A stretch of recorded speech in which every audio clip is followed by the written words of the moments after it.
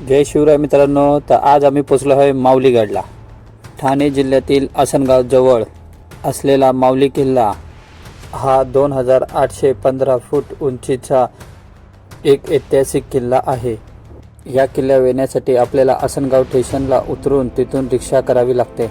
रिक्षाचे साधारण भाडे 250 रुपये आहे. रिक्षातून उतरल्यानंतर आपल्याला एक कमान लागते. कमानीच्या बाजूला लागूनच एक शंकराची मोठी मूर्ती बांधलेली आहे. 10 मिनिटं अंतर चालल्यानंतर आपल्याला एक समोर गेट लागतो, जिथे आपल्याला तिकीट काढावे लागते. पर पर्सन 30 रुपये असे एक तिकिटाचा दर आहे.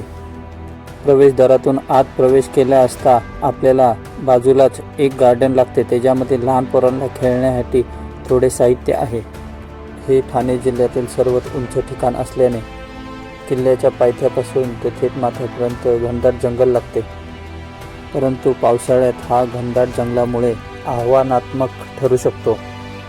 त्यामुळे ऑक्टोबर ते मार्च या दरम्यान तुम्ही हा ट्रॅक करू शकता. गडावर चढण्यासाठी साधारणपणे 2 ते 3 तास आव्हानात्मक चढाई करावी लागते. मुघलांनी बांधलेला हा किल्ला नंतर 1658 मध्ये छत्रपती शिवाजी महाराजांनी आपल्या स्वराज्यामध्ये सामील केला. 1665च्या पुरंदर तहामध्ये मराठ्यांनी हा पुन्हा गमावला. 16 जून 1670 मध्ये मोरपंत त्र्यंबक पिंगळे यांनी माऊली, भंडारागड, पळसगड हे एक स्वराज्यामध्ये सामील केला. माऊली किल्ल्यावरून पळसगड आणि भंडारागड याकडे जाण्यासाठी मार्ग आहे. तसेच कल्याण दरवाजाही आपल्याला लागतो. समोरच तुम्ही भटाजी आणि नवरा नवरीचे डोंगर बघू शकता. या किल्ल्यावर ट्रॅक करत असताना तुम्हाला कोणत्याही प्रकारचे खाण्याचे साधन भेटत नाही किंवा पाणी भेटत नाही. त्यामुळे आपल्यासोबत पाण्याची बॉटल आणि खाण्याचे सामान घेऊन चालावे. सरळ टेक असल्याकारणाने आणि वरतून सूर्याचे ऊन कडक असल्याकारणाने आपल्याला चालायला थोडा त्रास होत आहे. तरीही आम्ही विश्रांती घेऊन थोडं अंतर चालत आहोत. बाजूला रेलिंग लावलेल्या आहेत. त्यांचा आधार घेऊन पुढे चालण्यामध्ये मदत मिळते.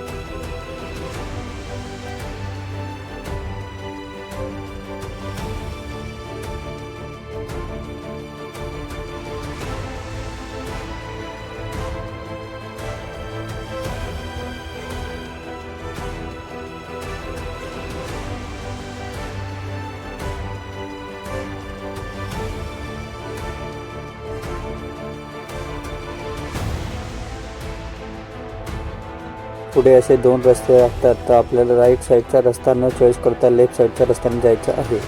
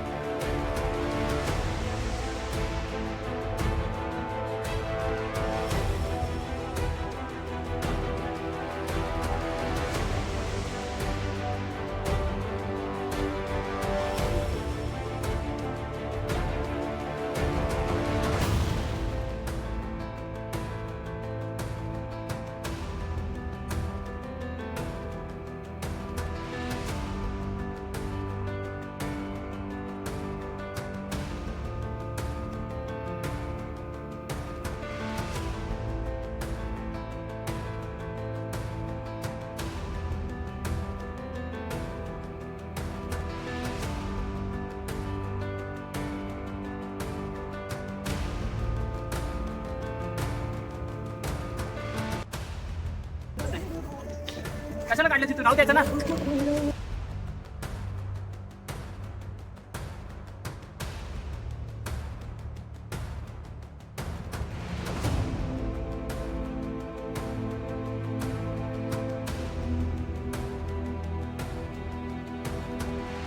तुम्ही बघू शकता इथून वर आल्यानंतर आपल्याला एक वरती जाण्यासाठी शिडी लागते. त्या शिडीच्या मार्गे आपल्याला वरती जायचं आहे. फायनली आम्ही आता गडावर पोचलो आहोत.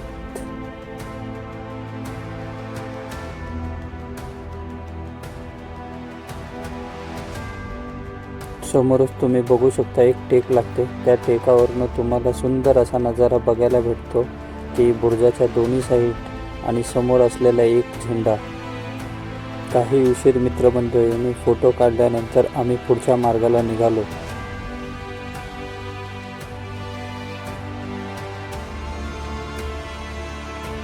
काही अंतर चालल्यानंतर आपल्याला एक पाण्याचे टाके लागलेले आहे.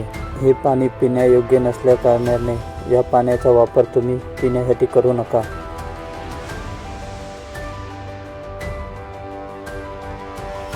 बाजूलाच आपल्याला 2 रस्ते लागतात, तर आपल्याला राईट साईडचा रस्ता न चॉईस करता लेफ्ट साईडच्या रस्त्याने सरळ जायचे आहे.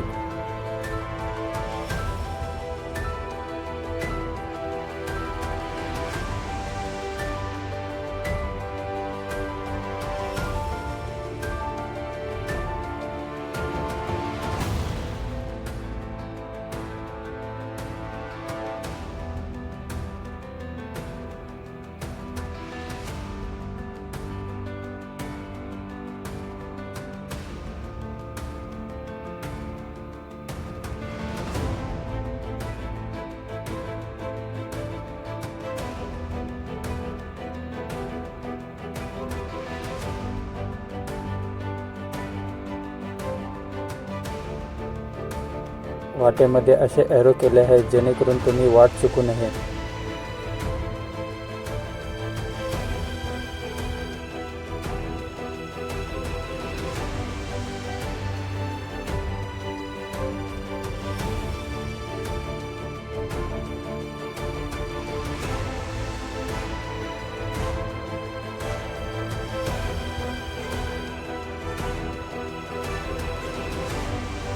काही अंतर चालल्यानंतर आपल्याला 2 वाटा लागतात. तर लेफ्ट साईडच्या वाटेला राजवाड्याचे अवशेष आहेत, तर आपल्याला राईट साईडच्या वाटेने जायचं आहे. आपण जाणार आहोत महादरवाजाकडे, जिथे देवडी आहे.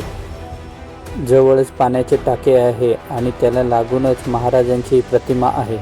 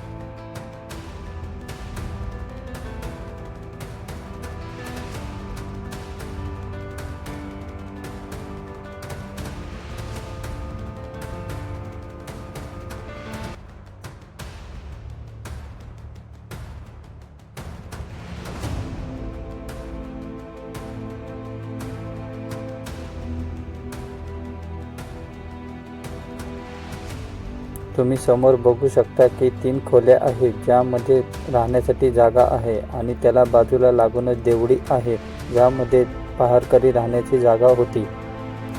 हा पूर्णतः दरवाजा दगडामध्ये कोरलेला आहे. तसेच देवड्याही दगडामध्ये कोरलेल्या आहेत.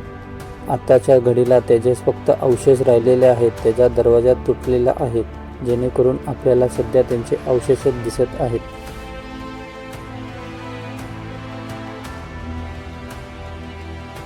पुढे आम्ही महाराजांच्या प्रतिमेचे दर्शन घेण्यासाठी गेलो आणि महाराजांच्या दर्शनानंतर आमचे मन एकदम शांत झाले. थोड्या उशीर आम्ही आराम करून परतीच्या प्रवासाला निघालो.